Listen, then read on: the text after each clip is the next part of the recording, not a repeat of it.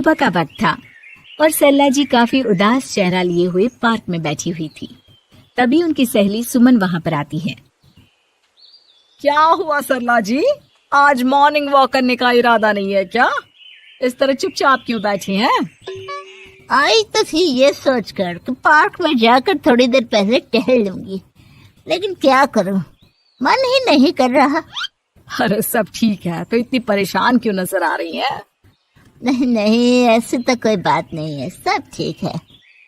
अरे भाई, अब तो आपको खुश नजर आना चाहिए। अभी कुछ महीने पहले तो बेटी की शादी हुई है, घर में नई बहू आई है, आपके चेहरे पर तो रौनक नजर आनी चाहिए। अरे छोड़ो भी, आजकल की बहुओं के बारे में क्या बताऊं आपको।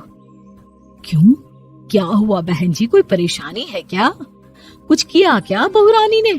अरे भाई, अभी तो शादी को 6 महीने हुए। अब आपसे क्या छुपाना, आप तो जानती है मेरे बेटे ने लव मैरिज की है और मुझे ना इन लव मैरिज वाले बहुओं पर बिल्कुल भरोसा नहीं। ना जाने कब मेरे बेटे के कान भर दे।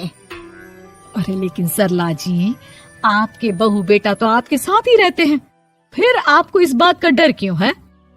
पता नहीं क्यों बहन जी, अभी तो मुझे अपनी बेटी दीपाली की भी शादी करनी है। बस इसी बात को सोचकर परेशान रहती हूँ।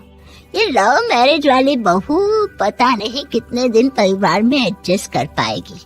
कल को अगर बेटे को लेकर दूसरी जगह चले गई तो क्या होगा? अरे हाँ, याद आया, दीपाली तो दिल्ली में नौकरी करती है ना? हाँ हाँ, बहुत अच्छी नौकरी लगी है उसकी। और आप किसी से कहना मत, अपने ऑफिस में साथ में काम करने वाला कोई लड़का उसे बहुत पसंद है, बता रही थी मुझे।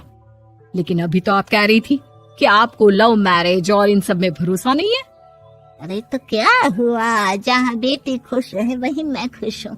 और वैसे भी बेटी को तो दूसरे घर जाना है, वो लोग जाने और उनकी बहू जाने, मुझे तो बस अपनी बेटी का ब्याह करना है। अच्छा, ठीक है, जैसी आपकी मर्जी। लेकिन मुझे लगता है कि आप अपनी बहू के लिए कुछ ज्यादा ही सोच रही हैं। क्या पता वो वैसी ना हो जैसी आप समझ रही हो। सरला जी अपनी जगह से उठते हुए कहती है, अब ये तो भगवान जाने, बस मेरी बेटी दीपाली की शादी उसकी पसंद से हो जाए तो मैं गंगा नहा लूं। चलिए, बहुत देर हो गई है, मैं भी अब घर जाती हूँ। अच्छा, ठीक है, मैं भी चलती हूँ। अगले दिन जब सरला जी अपने घर पर बैठकर चाय की चुस्कियां ले रही थी, तभी उनकी बहू वहां पर आती है। मम्मी जी, मैंने एक जगह नौकरी के लिए अप्लाई किया था और वहाँ से सब कुछ पॉजिटिव आया है। मैं भी नौकरी करना चाहती हूँ ताकि घर के खर्चों में थोड़ा हाथ बटा सकूं। अरे बहू, तुम्हें नौकरी करने की क्या जरूरत है? मेरा बेटा अच्छा खासा कमाता है, क्या तुम्हें किसी बात की कोई कमी है? तभी सरला जी का बेटा वहाँ पर आता है। नहीं माँ, उसे किसी बात की कमी नहीं है, लेकिन वो इतनी पढ़ी लिखी है और अगर नौकरी करना चाहती है तो हमें उसे नौकरी करने देना चाहिए। कुछ पैसे घर में आएंगे, हम सबकी मदद हो जाएगी। तुम तो ऐसे कह रहे हो बेटा जैसे ये घर तुम्हारी पत्नी की कमाई पर ही चलता है। अरे नहीं मम्मी जी, इनके कहने का ये मतलब नहीं है, बस मेरी ही नौकरी करने की इच्छा थी, इसलिए आपकी परमिशन चाहते हैं। अब भाई, मेरा बेटा तुम्हें लव मैरिज करके घर में लाया है, मैं तुम्हें कुछ कैसे कह सकती हूँ? जो मर्जी आए करो। सरला जी का बेटा और बहू वहाँ से चले जाते हैं। अब उनकी बहू नौकरी करना शुरू कर देती है। कुछ ही दिन बाद सरला जी की बेटी दिल्ली से अपने घर आती है और अपनी माँ से कहती है, माँ, मैंने आपको बताया था ना, मुझे अपने ऑफिस में साथ काम करने वाले एक लड़के से बहुत प्यार है, मैं उससे शादी करना चाहती हूँ माँ। हाँ, तो मैंने कब मना किया? अगर तुम उसे पसंद करती हो तो उसके घर वालों को कहो, हम आपस में बात करके तुम्हारी शादी तय कर देते हैं। अरे लेकिन माँ, एक बहुत बड़ी परेशानी है। क्या परेशानी है बेटा? माँ, वो लड़का बहुत अच्छा है, लेकिन कुछ ज्यादा ही पैसे वाले घर से उसके माँ बाप। उन्हें मेरे और उसके रिश्ते से वैसे तो कोई परेशानी नहीं है, लेकिन वे चाहते हैं कि शादी 5 स्टार होटल में हो।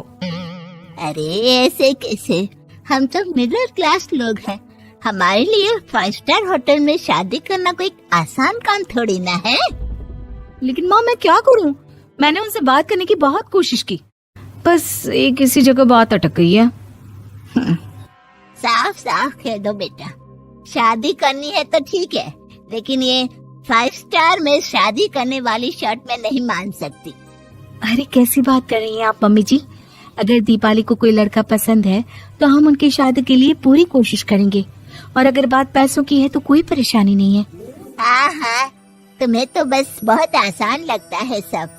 जिस तरह तुमने मेरे बेटे से इतनी आसानी से शादी कर ली, सारे काम उतने आसानी से नहीं होते।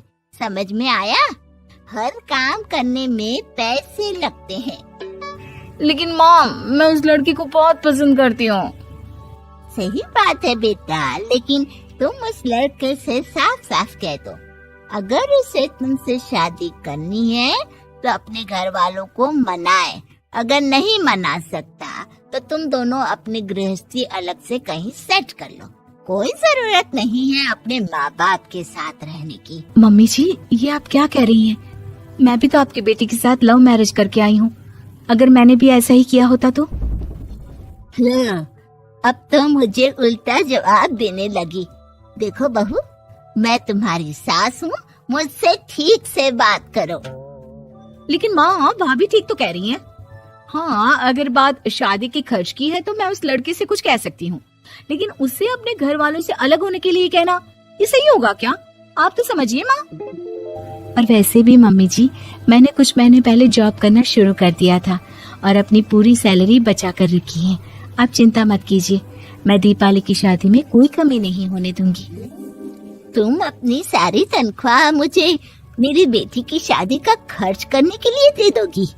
हाँ माँ, मैंने भाभी को पहले ही सब कुछ बता दिया था और वो इस बारे में सब कुछ जानती थी, इसीलिए उन्होंने पहले ही नौकरी करनी शुरू कर दी ताकि मेरी शादी धूमधाम से हो सके।